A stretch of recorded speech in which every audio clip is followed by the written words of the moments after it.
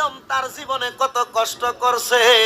তোমরা যদি মরিয়মের মতো কষ্ট করো, তোমরার সংসারে শান্তির অভাব হবে না, তোমরার সংসারে শান্তির অভাব হবে না।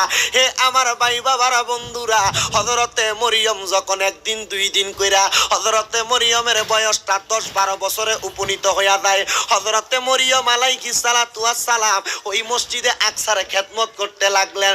করতে করতে করতে করতে হযরতে মরিয়ম অনেক দিন খেদমত করলেন।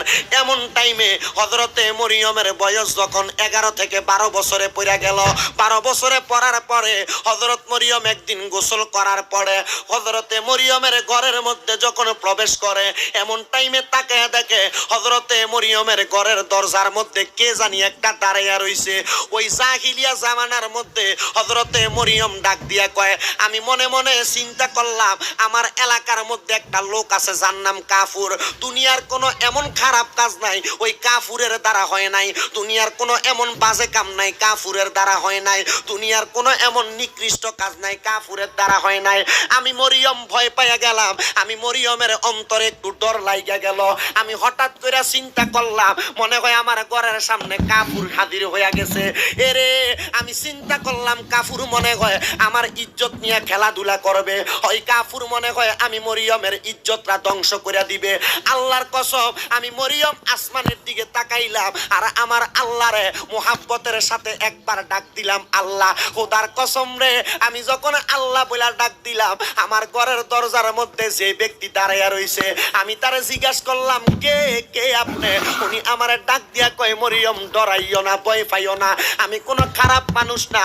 আমার আল্লাহ পাক রব্বুল আলামিন এই মুহূর্তে তোমার কাছে আমারে আলাদা সুরত দিয়া আমারে তোমার কাছে পাঠাইছে। হযরত মরিয়ম একটা ডাক দিয়া কয়, কে গো? বলে আমার নাম হইল হযরতে জিবরাইল আলাইহিস সালাতু ওয়াস সালাম। জবান খুলে জোরে জোরে বলেন সুবহানাল্লাহ। হযরতে মরিয়ম একটা ডাক দিয়া কয়, জিবরাইল এই মুহূর্তে কেন হাজির হইয়া গেলা? তোমার কাছে জানতে চাই। জিবরাইল কয়, মরিয়ম আমার আল্লাহ পাঠাইছে তোমার কাছে। বলে কেন? আমার আল্লাহ তুমি মরিয়মের ইবাদত বড় পছন্দ করছে। আর জোরে জোরে বলেন না সুবহানাল্লাহ। হযরত পাড়া এলাকার মা বোনেরা, নামাজ পড়তে ভালো লাগে না, রোজা রাখতে ভালো লাগে না, টিভি সিরিয়াল দেখতে ভালো লাগে। দেখো হযরত মরিয়ম রে আল্লাহ কেমন কবুল করছে।